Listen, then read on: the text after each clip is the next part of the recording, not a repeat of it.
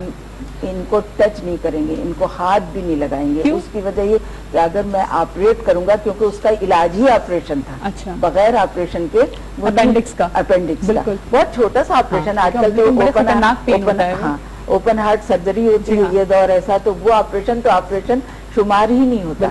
लेकिन चूंकि उनको इस कदर तकलीफ थी कि ये समझ लीजिए कि डॉक्टर ने कहा इस कत्ल में, डॉक्टर के अल्फाज हैं, इस कत्ल में हम शामिल नहीं हो सकते, कि जैसे ही हम कट लगाएंगे ब्लड रुकेगा नहीं, और हम बजाय इसके कि अपने पेशे का तकद्दुस को पामाल करें, तो बेहतर ये है कि अल्लाह की मर्जी के आगे। अच्छा, एक कॉल है, वहाँ को कॉल भी ले लेती हूँ जी। अस्सलाम वालेकुम। हेलो। अच्छा जी, लाइन ड्रॉप हुई है जी। तो इसी तरह वो बेचारे समझ लीजिए कि एक कर्ब के आलम में चीख ऐसी थी उनकी कि दिल हिल जाए, लेकिन डॉक्टर बचा न सके, उसी में उनका इंतकाल, वो आदबस्ट हो गई, क्योंकि उस वक्त कोई दवा भी नहीं थी, दवा भी नहीं दरियाफ्त हुई थी। और ये तो अभी लेटेस्ट यानी रिसर्च आई है 20-25 साल पहले, और इसके इंजेक्शन इतने महंगे हैं कि गरीब लोग नहीं अफोर्ड कर सकते। तो आप ये समझ लीजिए कि मुझसे ज़्यादा इस दुख और कर्ब को कोई महसूस कर ही नहीं सकता। बिल्कुल सही बात है कि आपकी फैमिली में आपने देखा कि इस और अभी 2 साल पहले मेरे जवान भांजे का इंतकाल हुआ है, 2 साल, जिसके गम में उनकी माँ दुनिया से रुखसत हो गई, बर्दाश्त नहीं कर सकती। जब जवान बेटे की मौत बर्दाश्त ना कर सकी मेरी सिस्टर। बिल्कुल सही बात है। मैं आपसे भी जानना चाहूँगी, आप भी पेशेंट हैं हीमोफीलिया के, आपको हीमोफीलिया ए है? जी, हीमोफीलिया ए। हीमोफीलिया ए है, तो आपको भी बचपन से ही? हाँ, पैदाइशी तौर पे ये। पैदाइशी तौर पे, तो किस तरह से थोड़ा सा बताएंगे कि क्या हो?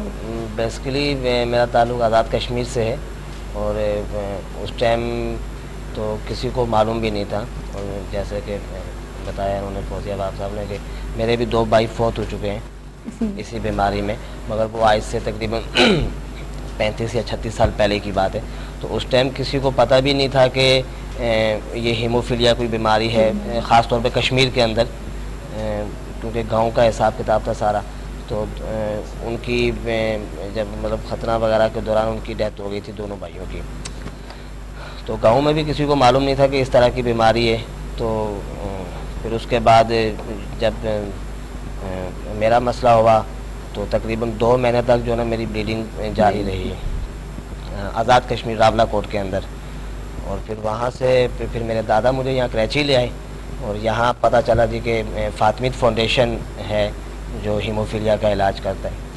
और फिर वहाँ फातिमिद फाउंडेशन में रजिस्टर हो गए, और फिर वहीं इलाज चलता रहा।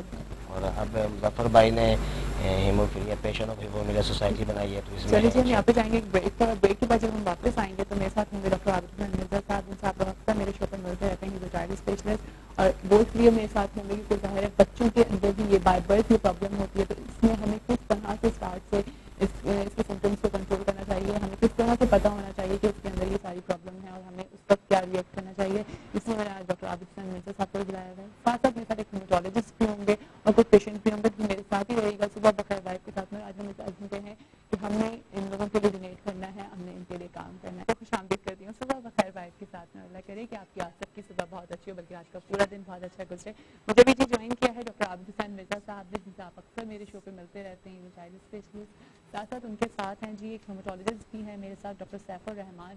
और अभी जब हम ब्रेक पे बात कर रहे थे तो उन्होंने मुझे बड़ी मदद से बताई कि जी ये हमारे मुल्क में इसको बहुत बड़ी डिजीज़ बना दिया गया है, क्योंकि फैक्टर्स मिलना बहुत मुश्किल हो जाते हैं। अदरवाइज़ बाहर कंट्रीज़ में ये कोई इतनी बड़ी डिजीज़ नहीं है, इसको डिजीज़ मानते ही नहीं है, क्योंकि नॉर्मली इसका इलाज इतना कम पैसों में होता है वहाँ पे, और गवर्नमेंट सपोर्ट कर रही होती है, तो वहाँ पर उतनी प्रॉब्लम नहीं होती जितनी प्रॉब्लम हमारे मुल्क में। तो अल्लाह करे कि एक वक्त आए कि हमारे मुल्क में भी ये प्रॉब्लम न रहे। मैं वेलकम करती हूँ डॉक्टर सैफुर रहमान को और साथ साथ डॉक्टर आबिद हुसैन मिर्जा साहब को। अस्सलाम वालेकुम, कैसे हैं आप लोग? ठीक ठाक हैं, थैंक्स फॉर कमिंग कि आप लोग आए। और आज हम इस कॉज पे बात कर रहे हैं जी हीमोफीलिया के ऊपर, और साथ साथ हमारे साथ मिसेस वहाब और मुजफ्फर तो हमारे शो पे हैं ही, और आज हम इसी को डिस्कस करेंगे। डॉक्टर साहब, पहले आपसे जानना चाहूँगी डॉक्टर साहब आपसे कि बेसिकली हीमोफीलिया है क्या? हीमोफीलिया जो है एक जेनेटिक डिसऑर्डर है जो माँ के ज़रिए बच्चे के अंदर मुंतकिल होता है, और इस डिजीज़ के अंदर जो पैदाइशी तौर पे खून को रोकने का एक अंसर होता है जिसमें फैक्टर 8 और फैक्टर 9 होते हैं, किसी पेशेंट के अंदर फैक्टर 1 की कमी होती है, किसी में फैक्टर 9 की कमी होती है, तो उसकी वजह से जब उनकी किसी भी जगह से ब्लीडिंग शुरू होती है तो ब्लीडिंग रुक नहीं पाती है। ठीक है, तो ब्लीडिंग क्यों नहीं रुक पाती, ऐसा क्या होता है? किसी फैक्टर जो मैंने आपको बताया, फैक्टर 8 और 9, ये खास तौर पे खून को स्टेबल करने के लिए इस्तेमाल होता है हमारी बॉडी में।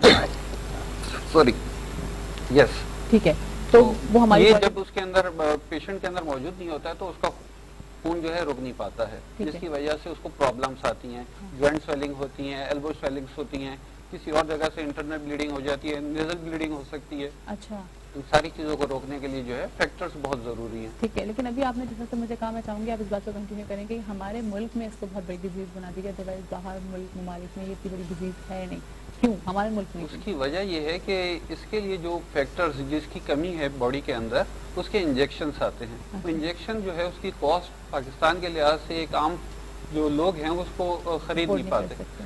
उसकी वजह ये है तकरीबन 12,000 रुपए का एक इंजेक्शन है और पेशेंट की सीवियरिटी के हिसाब से उसको लगाया जाता है। किसी को हफ्ते में एक दफ़ा लग रहा है, किसी को महीने में एक दफ़ा लग रहा है, वो कंडीशन के ऊपर डिपेंड करता है कि उसको ब्लीडिंग कितनी सीवियर हो रही है, उसको पेन कितने सीवियर हो रहे हैं, उसको स्वेलिंग्स वगैरह कितनी हो रही है, प्रॉब्लम्स कितनी हो रही है, उसके हिसाब से लगाया जाता है। बाहर मुल्क में क्योंकि ये सारी चीज़ें जो हैं गवर्नमेंट की तरफ से होती हैं, उनको खुद से कुछ नहीं करना पड़ता, तो उनकी लाइफ एक्सपेक्टेंसी जो है वो बहुत ज्यादा है, बल्कि नॉर्मल जिस तरीके से एक नॉर्मल होता है उसी तरीके से नॉर्मल पेशेंट की तरह। ठीक है, ठीक है। अच्छा डॉक्टर साहब, आपसे जानूंगी, क्या इन्होंने जैसे बताया कि माँ से बच्चे के अंदर मुंतकिल होती है ये वाली बीमारी, तो ये बाय बर्थ होती है, इसका मतलब है प्रेगनेंसी में ही ये बीमारी जो है वो बच्चे के अंदर चली जाती होगी। तो अगर जब बच्चा पैदा हो रहा है उसको हीमोफीलिया डायग्नोज किया, उसी वक्त बाय बर्थ डॉक्टर्स कर लेते हैं? देखिए, मैं आपको ये बता दूं कि ये ड्यूरिंग प्रेगनेंसी डेवलप नहीं होती, असल में कुछ जीन्स डिसऑर्डर होते हैं। जेनेटिक हम जब बात करते हैं तो ये जेनेटिक्स होते हैं, ये जेनेटिक, ये ड्यूरिंग प्रेगनेंसी, ये नहीं कि किसी को इन्फेक्शन की वजह से कॉज हो जाए, ऐसा नहीं होता, ये चल रही होती है, ये ट्रांसमिटेड डिजीज होती है। ये एक खास किस्म का एक एक्स लिंक रिसेसिव एक जीन्स होता है, वो माँ में पाया जाता है, वो मदर्स में।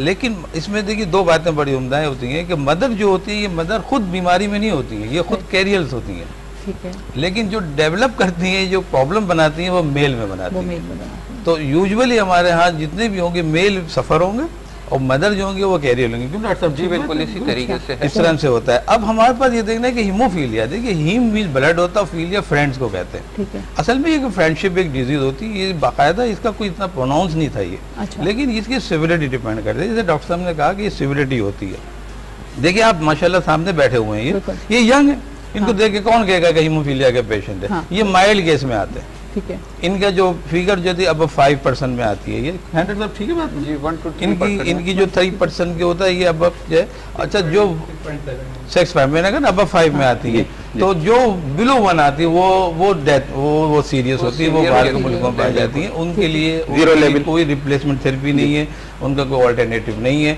शुरू में स्टार्टिंग में जैसे मैंने शायद आपको जिक्र में बताया था कि ये डिजीज जो थी ऐसी थी जो बड़े लोगों में पाई जाती है, रॉयल्स लोगों में पाई जाती थी। यहाँ रॉयल डिजीज, ये जर्मन्स की 1939 की बात है, 18 की, वहाँ ये डिटेक्ट हुई थी क्वींस में उनकी, लेकिन ये मदर्स थी, वो कैरियर थी, वो भी उनके जो सन्स हुए थे उनमें ये बीमारी डिटेक्ट हुई थी। फिर ये एक पूरा एक डिकेट चलती रही 3-4 तक, फिर ये उसके बाद ये डिटेक्ट हुई। फिर ये क्योंकि रॉयल्स में इंट्रोड्यूस हो गई थी तो लिहाजा ये रॉयल डिजीज के नाम से आने लग गई है। जो उस वक्त 1% से ज़्यादा होती थी वो डेथ हो जाती थी उनकी। बाद में ये डिटेक्शन शुरू हुआ, इनके फैक्टर्स एनालिसिस हुए, फिर ये क्योंकि बाहर के मुल्कों में हुई थी लिहाजा इसका एडवांसमेंट जल्दी हो गया। अच्छा, सही है। हम और आप सेफ हो गए, पाकिस्तान और दूसरे मुल्क हमारे थर्ड वर्ल्ड सेफ हो गए, इसलिए कि होमवर्क वहाँ ज़्यादा हुआ। सिंपल ट्रीटमेंट है इसका।